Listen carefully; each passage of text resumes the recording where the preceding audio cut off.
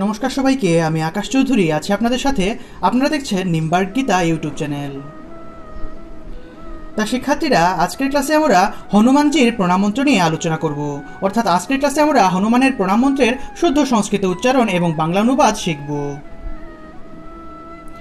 তা শিক্ষার্থীরা, এখানে আমরা স্ক্রিনে হনুমানের প্রণাম মন্ত্রের শুদ্ধ সংস্কৃত উচ্চারণ এবং বাংলা অনুবাদ সহ লেখা দেখতে পাচ্ছি। তা আমরা প্রথমে উচ্চারণ লক্ষ্য করি। তা দেখুন, এখানে কিন্তু মোটামুটি 4 লাইনে একটা প্রণাম মন্ত্র। তা আমরা প্রথমে উচ্চারণটা দেখি কীভাবে হবে।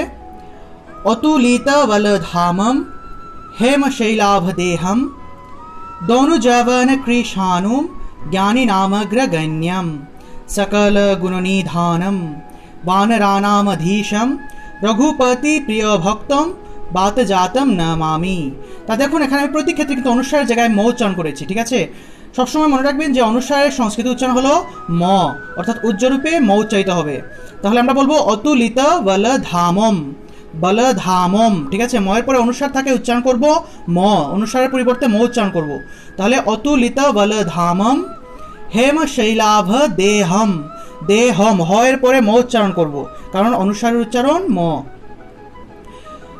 দনুজবন কৃশানুম, দনুজবন কৃশানুম জ্ঞানী নামগ্রগণ্যম, জ্ঞানী নামগ্রগণ্যম সকল, এখানে দেখুন আমি সকল বলেছি, দন্তেশ্বর উচ্চারণ হলো স, তাহলে সকল, ঠিক আছে। আমরা সকল বাংলায় যদি বলি তাহলে সকল হয়, কিন্তু সংস্কৃতে যদি শুদ্ধ রূপে বলতে চাই তাহলে বলতে হবে সকল, কারণ দন্তেশ্বর সংস্কৃত উচ্চারণ হলো স, অর্থাৎ ইংরেজি এস ও, স এর মতো।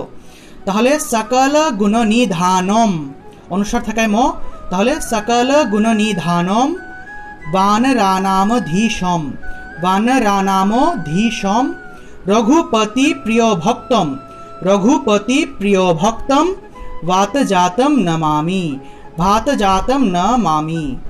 তা আমি ছন্দ দিয়ে বলি, আপনারা সবাই আমার সাথে সাথে বলবেন।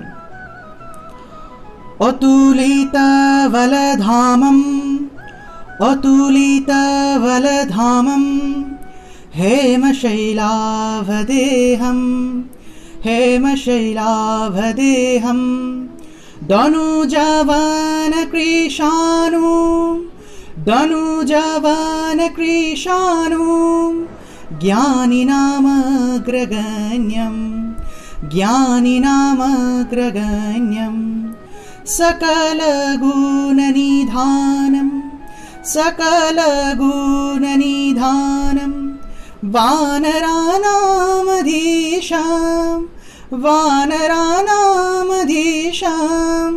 रघुपति प्रियभक्तं, रघुपति प्रियभक्तं वातजातं नमामि, वातजातं नमामि।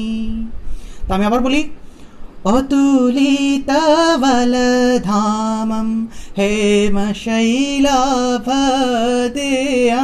দনুজবন কৃশানুম জ্ঞানী নামগ্রগণ্যম সকল গুণনিধানম বানরানামধীশাম রঘুপতি প্রিয়ভক্তম ভাতজাতম নমামি। তা শিক্ষার্থীরা, এই ছিল হনুমানের প্রণাম মন্ত্রের শুদ্ধ সংস্কৃত উচ্চারণ। এখন আমরা দেখি যে এই প্রণাম মন্ত্রের মাধ্যমে আমরা হনুমান ঠাকুরকে আমরা কি বলে প্রণাম করছি। তা দেখুন, প্রথম লেখা অতুলিত বলধামম হেম শৈলাভদেহম, অর্থাৎ অতুলিত শক্তির ভাণ্ডার, অতুলিত বলধামম অর্থাৎ অতুলিত শক্তির ভাণ্ডার, স্বর্ণগিরি সুমেরু পর্বতের মতো কাঞ্চন কান্তিযুক্ত দেহধারী, কাঞ্চন কান্তিযুক্ত দেহধারী হেম শৈলাভদেহম অর্থাৎ কাঞ্চন কান্তিযুক্ত দেহধারী, স্বর্ণগিরি সুমেরু পর্বতের মতো কাঞ্চন কান্তিযুক্ত দেহধারী রাক্ষসরূপী অরণ্যকে ভস্মীভূত করতে অগ্নির মতো তেজস্বী, অর্থাৎ রাক্ষসরূপী অরণ্যকে যিনি ভস্মীভূত করতে অগ্নির মতো তেজস্বী, জ্ঞানীগণের মধ্যে অগ্রগণ্য, জ্ঞানী নামগ্রগণ্যম অর্থাৎ জ্ঞানীগণের মধ্যে অগ্রগণ্য, সকল গুণের আধার, সকল গুণনিধানম সকল গুণের আধার, বানরকুলের অধীশ্বর, বানরানামধীশম অর্থাৎ এই বানরানামধীশম অর্থ হলো বানরকুলের অধীশ্বর, রঘুপতি প্রিয় ভক্ত, অর্থাৎ রঘুপতি শ্রীরামের প্রিয় ভক্ত বাতজাতম নমামি, প্রিয় ভক্ত পবনপুত্রকে আমি নমস্কার করি। নমামি মানে হলো নমস্কার বা প্রণাম করি। ঠিক আছে, আমি আবার বলি, অতুলিত বলধামম, অর্থাৎ অতুলিত শক্তির ভাণ্ডার, স্বর্ণগিরি সুমেরু পর্বতের মতো কাঞ্চন কান্তিযুক্ত দেহধারী, রাক্ষসরূপী অরণ্যকে ভস্মীভূত করতে অগ্নির মতো তেজস্বী, জ্ঞানীগণের মধ্যে অগ্রগণ্য, সকল গুণের আধার, বানরকুলের অধীশ্বর রঘুপতি শ্রীরামের প্রিয় ভক্ত পবনপুত্রকে আমি প্রণাম করি বা নমস্কার করি।